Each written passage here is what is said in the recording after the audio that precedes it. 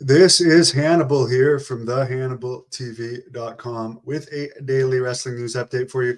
Just posted an interview with April Hunter, former Playboy model, WCW valet.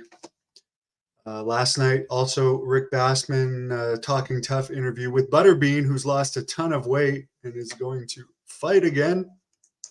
No update on his little issue that he had last year on one of the last podcasts he did on this channel, where he showed a picture of a tear he had in a very delicate part, which I'm surprised Rick didn't ask about. Ric Flair wants to have a third retirement match against Ricky Morton.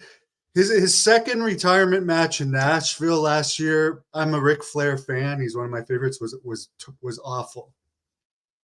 I would rather see a one-on-one match. I mean, I don't blame. First of all, why turn down money if he can get one? Or maybe AEW would do it. He's confirmed that he's not under contract to WWE because they would want too much of a cut of his products. He's involved in weed sales and so forth. And obviously he's back drinking again. If anyone saw his comedy show appearance from a couple of weeks ago, which I agree with him. I'm not a big comedy fan where they just go ahead and insult people. I used to work at a comedy club, and a lot of these comedians have the thinnest skin ever. They'll have patrons thrown out of clubs for insulting them, but they'll go on and insult people to death. But it's clear that Flair was intoxicated in that clip. Supposedly, Triple H has more creative power in WWE right now than Vince McMahon. Triple H, of course, the guy that brought back all those NXT wrestlers, most of them that have already been fired since he brought them back. But I know that Triple H has a lot of Smart Mark fans. Of course, NXT with Undertaker, John Cena, Becky Lynch, and a packed card was able to pull off a 0.30 rating and defeated AEW Dynamite's 0.26 on a special head-to-head AEW versus NXT Tuesday. Is 0.3 really that good with The Undertaker and I guess Shawn Michaels appeared with Jade Cardhill, or however you pronounce her name. And it's funny that they had Braun Breaker take a choke slam from The Undertaker. Apparently, in a recent interview I saw with Jack Kilby, did an interview with a former WWE enhancement talent whose name escapes me. But they brought up that, like, Braun Breaker has some of the most potential of any WWE younger wrestler right now, and they recently had him job to Baron Corbin, who has been called down to NXT. So again, doesn't Triple H have a big thing to do with NXT booking? I don't know. He's done a lot better in wrestling than me, so I can't complain. I recently was going through some old tapes, and I saw a WCW Triple H match when he was terrorizing, which by the way, I recently for like 2 days watched a bunch of old WCW Saturday Night and Power Hour tapings, and I guess I'm just old school because I liked it better than anything I've seen recently on TV. But I think it's just because I'm old school. Brian Pillman Jr. is going to be known as Lexus King in WWE. VSK is no longer under AEW contract, to the category of AEW contracted wrestlers that nobody knows that had contracts. Apparently, he has been with them since 2020, but hadn't appeared since September 16th. In 2022, he was repackaged as Jeeves K, who was a member of the Trust Busters with Davari, Slim J, Sonny Kiss, and Parker Boudreaux. in a stable that has since been dropped. I actually heard a story from somebody that, remember Parker Boudreaux, who I don't know when the last time they used him on AEW TV, but I heard a story. Remember, WWE didn't want him anymore, right? He was in NXT. I heard a story from a very credible source that someone that represents him was offered 150K for Parker Boudreaux to sign with AEW through Tony Khan. And the representation countered with 200K. And it was agreed for like a 180K contract for Parker Boudreaux, who, what the hell has he done in AEW? And good for him. Good for him. Good for him. I can't say that I'm not jealous. Like, give me a break. I'm way more known in wrestling than Parker Boudreaux. I'm sorry.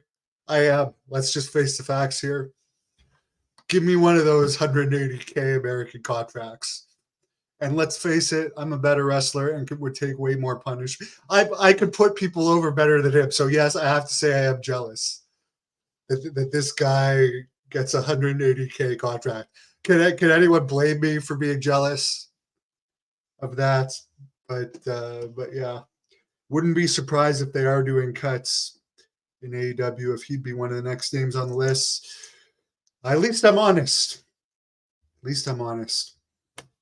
USADA, the U.S. Anti-Doping Agency, is no longer going to be working with the UFC. Has to do with Conor McGregor fighting again. It's unknown right now how they're going to continue with drug testing in UFC, but they're no longer going to work with USADA because basically, from what I understand, the issue is McGregor is going to fight sooner than later. And he's not been in the USADA testing pool long enough to be approved to fight as soon as they want him to. So beginning January 1st, 2024, it appears that the partnership that began in 2015 is going to be over. Tom, it does appear Junior is going to be coming in as a heel. I did watch his NXT promo as Lexus King.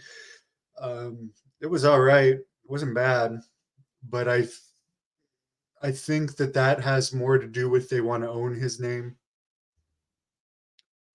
Yes, Lexus King is his new name. I do know that Jack Kilby tried to get Junior to come to Great North Wrestling before he re-signed with before he signed with WWE. Ric Flair is outside of his mind. Who knows? I would watch Ric Flair against Ricky Morton. Honestly, I would watch that match. I did watch. I fast forwarded through most of it, but I watched the test or the not test, the Edge versus Luchasaurus match that was posted on YouTube. I like Edge. I'm really happy he's happy. By the way, the Luchasaurus mask lawsuit with some comic book thing in AEW that were claiming that the mask was taken from their idea. It's been settled. Yes, someone was saying that Parker Boudreaux was going to be the next Heyman guy, but he was an epic failure. They had him doing some homosexual gimmick in WWE. And then again, it's just funny that supposedly he was getting paid like 180K a year in AEW. Supposedly he still is a guy that WWE didn't even want anymore. So good. You can call him a money mark, but God damn it, he pays people like great. Please give me some of that money someday. I will contribute, and you guys cannot argue with me as far as being an interviewer and wrestler. I can contribute way more than most of these guys that no one's ever heard of that have been under AEW contract.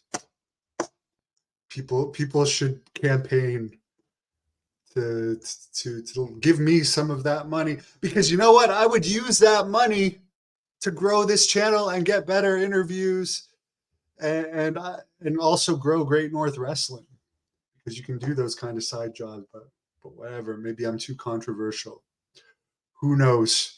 But God, I'm not complaining. God bless all these people getting paid. I mean, Jake Roberts, what would he be like?